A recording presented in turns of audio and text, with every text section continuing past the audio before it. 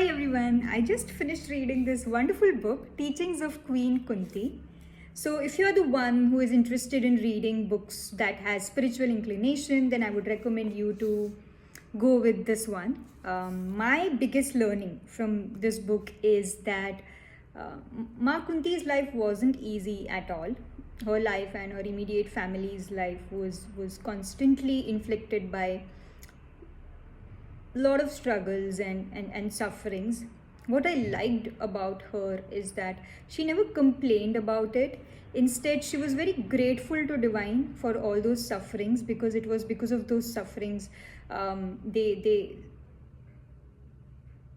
turned towards divine, and it further cemented that their faith in divine, and they could power through all the problems and struggles and suffering in their life, and eventually come out of it successfully because of the loving protection of Krishna, which is so true.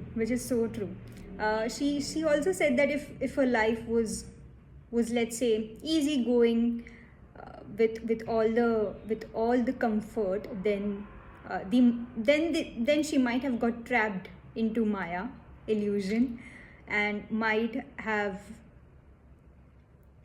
have got away from the sole purpose of human life. So I truly relate to her while she said this, because we try to find the inner light only in our darkest time. And the earlier you face the dark times, the better it is, because when I went through my went through my dark days early on in my life, it made me question, what is this life for? Why am I born as a human? And it further put that question in me to know the ultimate truth, and to just know what is this spirituality. If my life would have been easy going, then I might not have considered what is this spirituality, or might not have considered anything which is related to it. So I completely agree with her. Suffering, if we have to look at suffering is actually blessing in disguise. Another important message that this book is conveying is that surrender completely to the divine. I would read out a few lines from this book.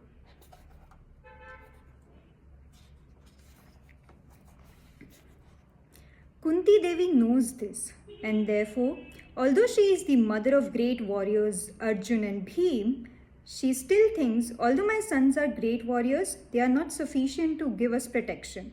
Nothing can provide us protection but your lotus feet. This verse illustrates the position of a surrendered soul, seeking the protection of Krishna. If we remain in this position, knowing that our only protector is Krishna, and that our only duty is to serve Krishna, then our life is successful. It's so true. We are stitched to our karma, and that is the only thing that a soul is going to carry with it while it leaves this body. So it's important that we are mindful of our actions.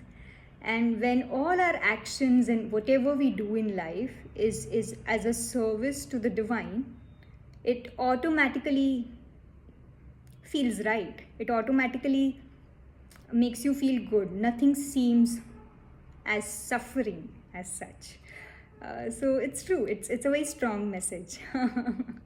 Now the question arises, how do we reach there? How do I feel that protection? How do I feel that presence of divine? I'll just read out a few lines from this book.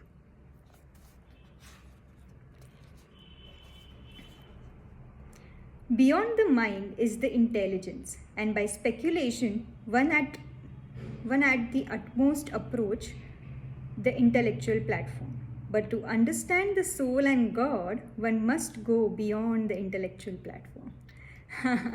So, to experience that magic and that presence of divine, we have to go beyond our intellect. Only then we'll be able to experience that. I agree to this. All the crucial decision that we are taking in our life, which is going to impact our entire life path, it is very necessary that it is taken out of intuition, because intuition stems from soul. It is the inner voice.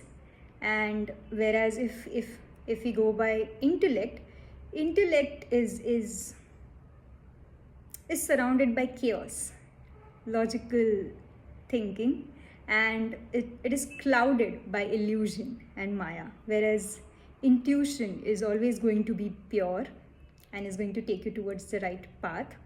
Is just that one point wherein you have to make that decision. If you follow your intuition, automatically you will feel the presence of divine in your life, and you would be rewarded with this eternal peace and joy, which you do not want to trade with anything else in your life.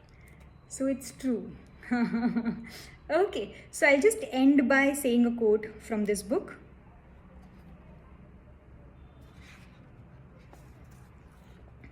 Kunti Devi suggests, this Krishna consciousness is the medicine for your suffering. Take it and be happy. Happy reading, everyone.